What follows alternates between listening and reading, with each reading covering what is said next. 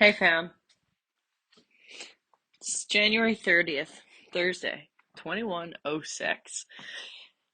I just realized I made a part two to what made me move to London because, well, a lot of people have been listening to what made me move to London, that first podcast that I put in 2023 lately.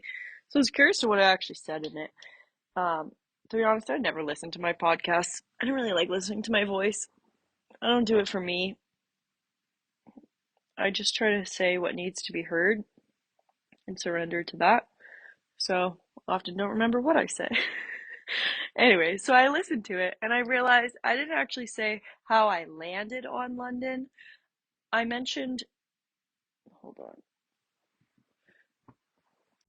I took my headphones out. I don't know if that's better or worse, but it's more comfortable for me. So here we are. I said what made me move to London and kind of how I got there or here, just the process of what brought me here, but I didn't actually elaborate on how I landed on London. And how I landed on London was divine intervention, to say the least.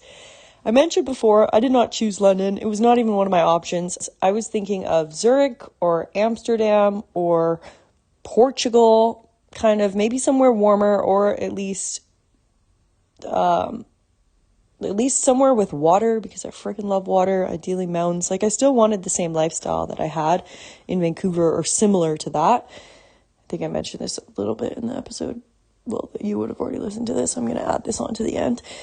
And that I love the Vancouver lifestyle. Like, it's incredible, but I needed to change, and I love change, and I needed thrill and excitement and drama. Not drama, peace and love always, but you know what I mean, just growth.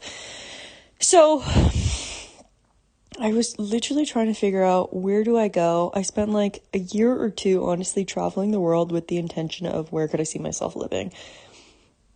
And I was going through Switzerland, Basel, Zurich, and then I was like, maybe I meant to go to a small town. Like, do I go to a small town? Do I go to a big city? Honestly, the world is my oyster. I could pick anywhere. I have no idea.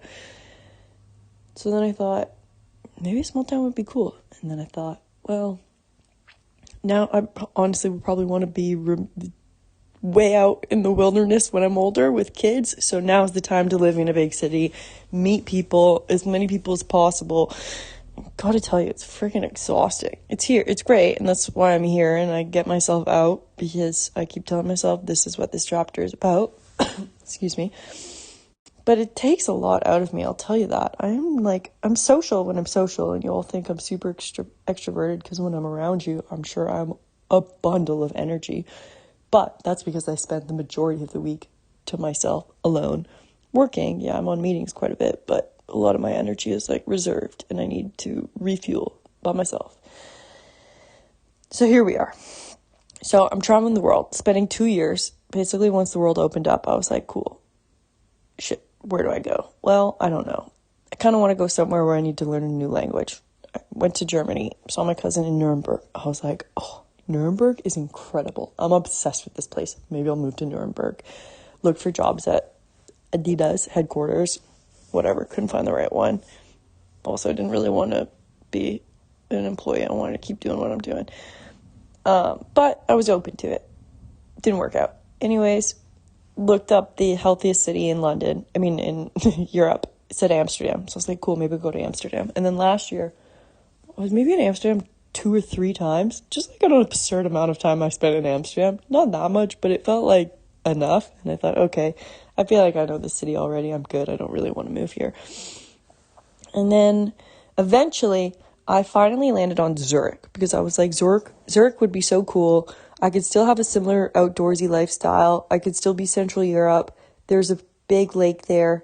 Mountains are around, and it's a hub for business. So I could expand it that way as well. So cool. Finally decided, literally had a sticky note on my table or wall for like a year saying book your tickets to Amsterdam, and then whatever, I decided Zurich. Cool. Then I thought by then maybe I would have my Irish passport and I could go live in Europe and it would be fine. It's been taking ages. I still don't have it. Anyway, so I looked into visas, and then Switzerland is like an exceptionally hard place to move to. And I thought, of course, I'd pick the most difficult one. And it was just very challenging. And I was like, okay, this feels like do not enter. Just there's a lot of resistance around this. And I usually take the path of least resistance because I find sometimes I obviously don't. But, it's whatever. It feels easier in the way that, like, that's the way I'm meant to go. So it wasn't really happening for me. And I'm like, okay, I don't want to wait any longer. I'm 26. 26. I moved when I was 27, but the process was, I was 26 at the time, and I'm like, I want to have kids soon. I got to get moving here. If I want to be away for a couple years, I got to come back, find someone. Like, that was really the drive behind, and I mentioned that in the first episode of what made me move to London, is really working backwards in terms of when do I want a family. So that was that just made me go, because I'm like, there's really not that much time. If I want to go live away for a couple years, I got to go now. So that was what happened. Then I realized, then at the end of one of my trips the year before, I stopped in London to say hi to my friends, and I have so many friends here. It's ridiculous. Probably more friends than in Vancouver, to be honest. Even my mom and I talk about it all the time, how, like, not just, like, so many of my best friends, but just so many people that I know. It's absurd. Probably because it's so easy as a Canadian to get a visa to London. Anyway, so I was talking to friends. They were like, come back and live here. And I thought, maybe that would be fun. Then when I went home, I really thought, I don't know. I don't really want to go to London. It's a big city. It's crowded. There's no nature. It's the same language. I want to throw myself in the deep end, and I want a challenge. I want to learn a new language, have to figure all that stuff out. And the visas were just, so difficult. So I was like, okay, my mom just said, well, just go to London. And I was like, I don't really want to go to London. She's like, just get to London and then go from there. So I thought, okay, maybe I will get a job with a really big company who has a head office in Zurich, and they can transfer me from London to Zurich. So that was my game plan. And then, thank God, one of my best friends, childhood friends, Freya, lives here. And she's honestly probably wouldn't be here if it wasn't for her. Bless you, Frey. Thank you for existing, and I love you. She was like, just come, stay with me until you figure everything out. And I was like, I feel bad just staying with her without a plan. So I thought, okay. So I booked my flight and then quickly sorted out a sublet lease, a 3-month place through a mutual friend. One of my best friends sent me some girl's story. She's also from Vancouver. Sweet, sweet, lovely girl. She was going to South Africa for 3 months for the winter, and her place was available. So I was like, okay, cool. I'll go there. I'll go in November, stay with Frey for a month, move in December. That's to the end of February. And then, boom, I'll figure out the next plan. Maybe I'll move, or maybe I will find a flat in London. So I did that. All was well. Live my life. I'm also somebody who's like, I always have so much going on. So, and I try to be present. So it was really hard to plan for this chapter while I was at home, because I'm like, I don't really have time. Like, there's so much going on. I just kind of need to, like, figure it out when I get there. So that's what I did. Sorry, I'm trying to make this a little quick because I want to eat dinner. I just got home from a fitness class at Reach Fitness. It's a yoga class. Today we did a recovery because everyone had injuries. Anyways, I haven't eaten yet, and I'm looking at it right now. So please enjoy that little side quest. Cool. And then one of my other best friends, childhood best friends, Catherine. Love her to death. Miss her dearly. Thanks, Kat, for existing as well. 3 Musketeers from day one. Her father moved here. He retired, and he's British, so we moved back. And then I had been seeing him for lunch, just saying hello. He's like a father to me, and helping with his place a little bit. He was renovating the new place that he just bought. And then one day he asked me he said he needs to talk to me. And I was like, oh my God, is he okay? Is he healthy? Like, what's going on? So nervous. Basically, he asked me to house sit because he got a job in another country, and he's going to take it because he doesn't like being retired. So will I watch his place for him? And you guys, I can't even, it's a joke. The divine timing. My sublet ended February 28th. And then he was going basically February 28th or March 1st. He said he needs to be there March 1st. I thought, you're kidding. Like, this just, the timing could not be more perfect. And my mom had said, if he had asked you a month later, you probably would have already had a lease somewhere, and just, it wouldn't have worked out. So, and at this time too, I still wasn't 100% sure if I wanted to stay in London. Just wasn't sure. And I was like, I don't know if I want to get a lease. I might want to go to Portugal. Like, I don't know if I really want to be here. It's fun, but like, is it the place for me?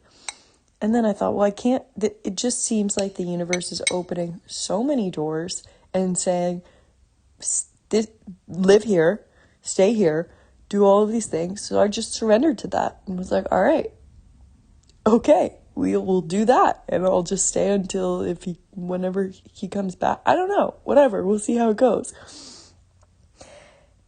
And then really everything's just been unfolding perfectly, divinely, however it's meant to. And I can't deny the fact that the universe is saying, be here now.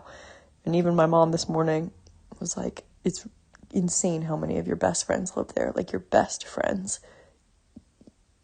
This is exactly where you need to be right now. I wasn't doubting it, but we always just laugh about it because we're like, it's honestly crazy.